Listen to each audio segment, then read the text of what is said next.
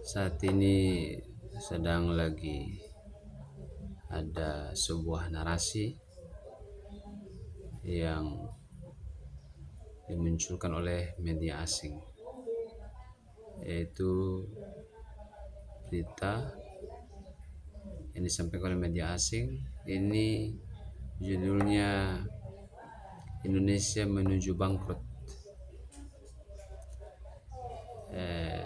Jadi ada narasi seperti itu, maka saya coba kasih masuk di AI dan apa yang disampaikan. Nah, keterangan dan informasi yang disampaikan oleh AI di situ disampaikan begini.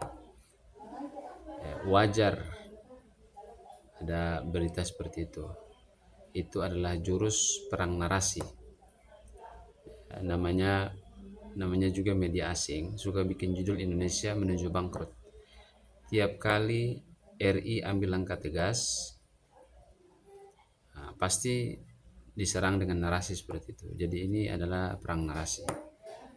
Jadi di situ muncul sekitar empat ya empat alasan.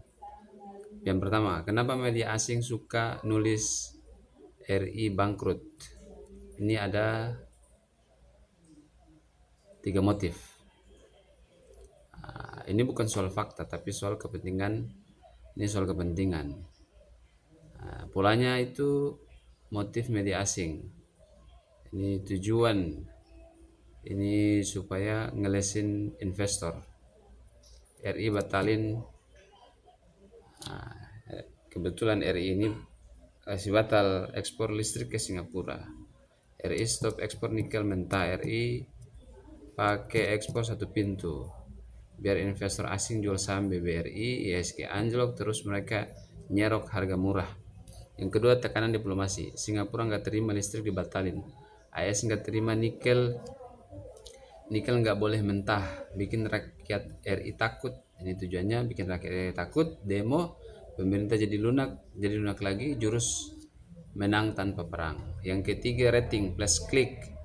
Judulnya RI tumbuh 5%, sepi sama dengan sepi. Judul RI mau bangkrut sama dengan viral. Media butuh duit iklan. Negara berkembang sama dengan bahan gorengan paling laku. Analoginya, kamu mau beli tanah, terus kamu sebar rumor tanah itu angker biar harganya jatuh. Nah, media asing seperti itu. Yang kedua, fakta versus narasi. RI bangkrut, kita bedah data 2026 biar adil. Kita lawan pakai angka, bukan pakai emosi. Tuduhan media asing, fakta Indonesia. RI 2026 keterangan. Tuduhan media asing, utang RI jebol. Utang garing PDRB RI 39%. Ini fakta ekonominya, ini utang PDB RI ini 39%, batas aman 60%. Jadi masih 50% daripada batas aman 60%. Amerika Serikat ini utangnya 120%, Jepang 250%.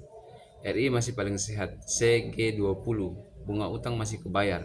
Yang kedua, rupiah 18.000 sama dengan kiamat. Ini narasinya seperti itu. Faktanya iya, rupiah lemah, tapi karena dolar Amerika Serikat kuat, global, peso Filipina ringgit juga anjlok. BI masih punya cadangan devisa 140 miliar US dollar buat jaga rupiah. Yang ketiga, investor kabur gara-gara RI tegas ke Singapura. ISG merah dikit, tapi dana asing masuk ke SBN RI masih rame. Dividen BBRI 12% masih diburu investor jangka panjang. Investor jangka panjang. RI berani sama dengan positif. Yang kabur sama dengan spekulan doang. Yang keempat, ini stop ekspor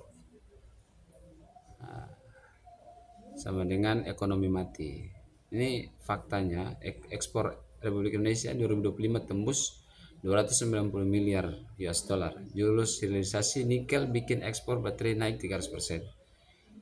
Ini jadi Indonesia ini tidak stop jualan, kita naik kelas jualan. Dari gabah jadi nasi kotak. Kesimpulan, ini nasi bangkrut sama dengan, kalau Indonesia bangkrut berarti Indonesia ini tidak bisa bayar utang, plus tidak ada duit sama sekali. Nah, tapi sedangkan pajak masih masuk, ekspor masih jalan, Pertamina masih jualan. Jadi ini jauh dari bangkrut. Jadi ada berita yang mengatakan bahwa Republik Indonesia ini menuju kebangkrutan.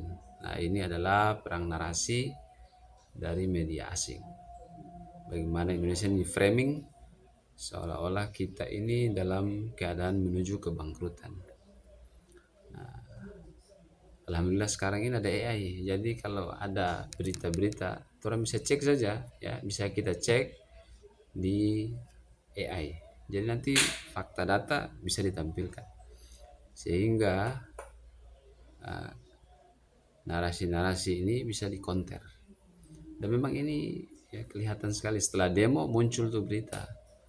Ya kenapa? Ya itu tadi Indonesia kan kasih batal.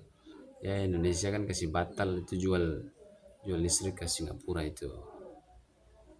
Ya, seperti itu. Jadi wajar lah kalau saat ini mulai lagi ya dibuat framing, diberi tekanan. Jadi memang Presiden Prabowo ini sendiri dalam pernyataannya menyampaikan, Presiden Prabowo ini menyampaikan, saya tahu saya ini ditekan, tapi Presiden Prabowo tetap berprinsip walaupun dia ditekan, dia tidak akan goyah.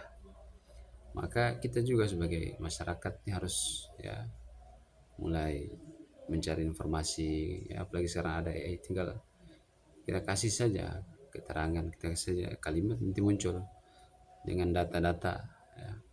Jadi seperti itu.